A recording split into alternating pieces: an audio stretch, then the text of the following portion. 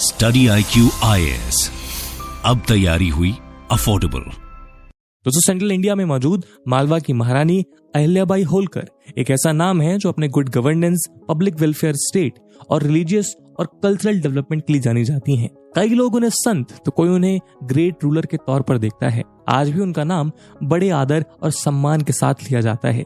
जब prime minister Narendra Modi ने वाराणसी की ओल्ड ग्लोरी को याद दिलाते हुए काशी विश्वनाथ धाम कॉरिडोर का इनॉग्रेशन किया, तो इस कॉरिडोर में मराठा एम्पायर की रानी अहिल्याबाई होलकर का स्टैचू भी इंस्टॉल किया गया, क्योंकि अहिल्याबाई होलकर ही वो थी जिन्होंने 1780 में काशी विश्वनाथ टेम्पल को रिबिल्ड करने का काम किया था।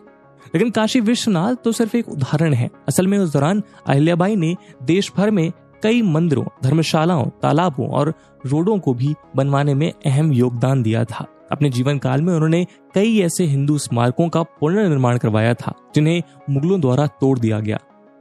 आज के डिस्कशन में हम queen of temples of India कही जाने वाली महारानी अहिल्याबाई होलकर के बारे में चर्चा करेंगे। इस वीडियो की इंपॉर्टेंस यूपीएससी प्रीलिम्स और मेंस के GS1 के इंडियन हिस्ट्री सेक्शन के लिहाज से इंपॉर्टेंट है।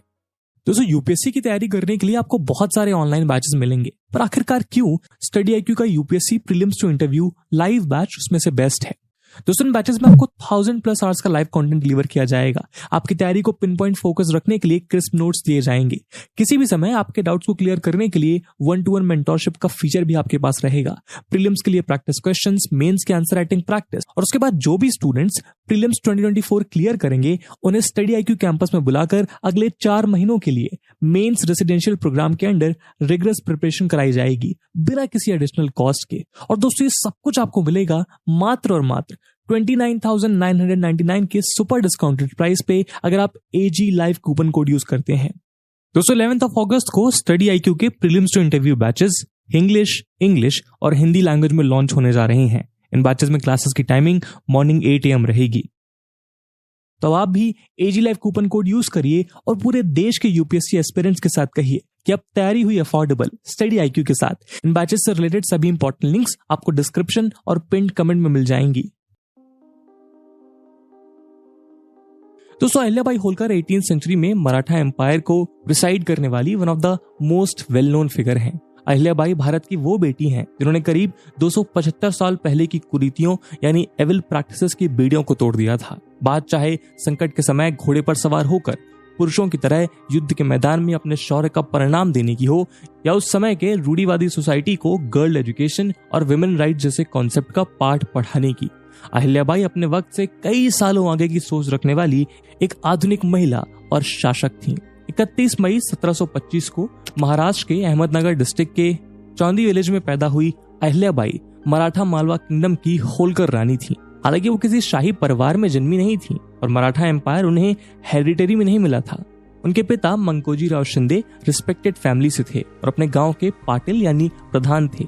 अहिल्याबाई होलकर में बचपन से ही सोशल सर्विस के टुवर्ड इंक्लिनेशन रहा था। कहा जाता है कि जब वो 8 साल की थीं तब वो कुछ गरीबों को खाना खिला रही थीं, तो मालवा के रूलर मल्हार राव होलकर ने उन्हें देखा। बेसहारा लोगों के प्रति अहिल्या की काइंडनेस और कंपैशन को देखकर मल्हार राव ने उन्हें अपनी बहू बनाने का फैसला किया। इसके बाद अहिल्याबाई की शादी मल्हार राव के बेटे खांदेराव होलकर से करा दी गई। 1733 में खांदेराव होलकर से उनकी शादी हुई। शादी के बाद महज 9 साल की अहिल्याबाई पर उनकी मदर इन लॉज गौतमाबाई का बड़ा प्रभाव पड़ा, जिन्होंने सही मायनों में छोटी सी अहिल्या को सोशल टैबूज की परवाह किए बिना रैशनैलिटी के साथ सोचना सिखाया।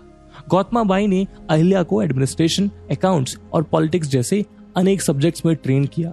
1745 में उनके बेटे मालेराव और 1748 में उनकी बेटी मुक्ताबाई का जन्म हुआ। हालांकि राजमहल आने के बाद अहिल्याबाई का जीवन ज्यादा समय तक सुखी नहीं रहा। 1754 में उन्होंने अपने पति खांदेराव होलकर को कुंभर के युद्ध में खो दिया। कुछ रिपोर्ट्स बताती हैं कि पति की मौत के बाद खुद को वो सती करना चाहती थीं, लेकिन उनके father in law Malhar Rao के समझाने पर उन्होंने अपना ये इरादा बदल दिया। मल्हार राव अहिल्या को अपने साथ वैसे ही रखने लगे जैसे कभी वो अपने बेटे खांदेराव को रखा करते थे। अहिल्या मल्हार राव के साथ राज्य का प्रशासन देखने लगी, यहाँ तक कि मल्हार राव उन्हें आउटर एक्सपेडिशंस पर भी भेजने लगे, जिसके लिए उन्हें स्पेशल मिलिट्री ट्रेनिंग दी गई। 1765 में मल्हार राव के कहने पर अहिल्या ने एक ह्यूज आर्टिलरी फोर्स के साथ ग्वालियर का सक्सेसफुल एक्सपीडिशन किया, जिसने सबको उनकी सिविल और मिलिट्री अफेयर्स को हैंडल करने की कैपेबिलिटीज का प्रमाण दिया। 1766 में मल्हर राव की मृत्यु हो गई और उसके ठीक एक साल बाद यानी 1767 में अहिल्या ने अपने मेंटली इलनेस बेटे मालेराव को खो दिया। लेकिन अब तक लाइफ के इन अप्स एंड डाउन्स ने अहिल्याबाई को इतना मजबूत बना दिया कि वो समाज की सदियों पुरानी मानसिकता से लोहा लेने को तैयार थी। सबसे पहले अहिल्याबाई ने कॉमन ट्रेडिशन को तोड़ते हुए अपनी बेटी की शादी एक गरीब व्यक्ति यशवंत राव से कराई। ये वो दौर था जब हमारा समाज ऊंच नीच, छोटे बड़े जैसे अनेक भेदभावों का शिकार था, लेकिन अहिल्याबाई ने किसी की भी परवाह किए बिना इस कठिन फैसले को बेबाकी से लिया। अहिल्याबाई की इसी निडर सोच को देखते हुए पेशवा मालवा की बागडोर उनके हाथों में देने को तैयार हो गए। 11 दिसंबर 1767 को मालवा के सिंहासन पर उनका राज तिलक हुआ, जिसने अहिल्याबाई को हिंदुस्तान की उन चुनिंदा महिलाओं में से एक बना दिया जिन्हें किसी रियासत पर राज करने का सौभाग्य प्राप्त हुआ था।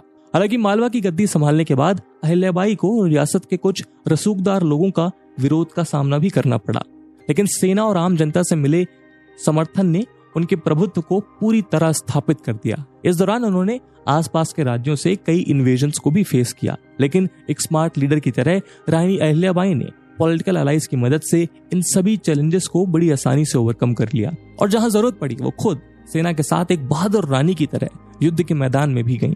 लेकिन अहिल्याबाई का ध्यान सिर्फ अपने स्टेट एडमिनिस्ट्रेशन या मिलिट्री अफेयर्स तक ही सीमित नहीं था, बल्कि वो एक ट्रू रूलर की तरह अपनी सोशल ड्यूटीज को भी भली भांति जानती थी। उस समय की प्रिवेलिंग कल्चर में विमेन एजुकेशन पर कोई स्पेशल एम्फेसिस नहीं दिया जाता था, लेकिन क्योंकि अहिल्याबाई होलकर खुद एक एजुकेटेड विमेन थी, इसलिए उन्होंने महिलाओं की शिक्षा पर विशेष ध्यान दिया। उन्होंने कई स्कूल्स बनवाए ताकि गांव की बेटियों को भी शिक्षा के अवसर मिल सकें, जो उन्हें आत्मनिर्भर बनाए। साथ ही वो गरीबों और जरूरतमंदों की मदद करने से भी नहीं हिचकिचाएं।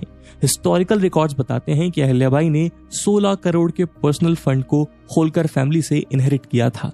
उसका मेजर पोर्शन उन्होंने सामाजिक कामों में लगाया। हम्बल लीडर होने के साथ साथ रानी अहिल्याबाई एक स्किल्ड पॉलिटिशियन भी थी, जिनके पास दूर तक देखने की क्षमता थी।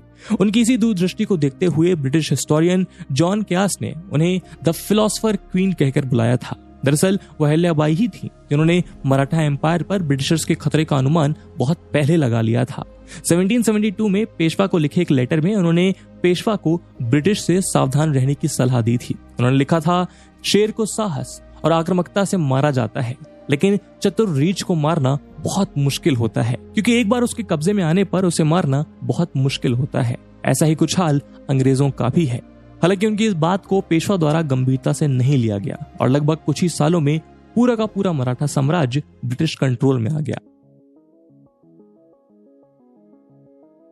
दोस्तों, अहिल्याबाई ने अपने शासन के दौरान आर्ट एंड आर्किटेक्चर और कल्चरल और रिलीजियस एस्पेक्ट्स पर भी स्पेशल एम्फेसिस दिया। उन्होंने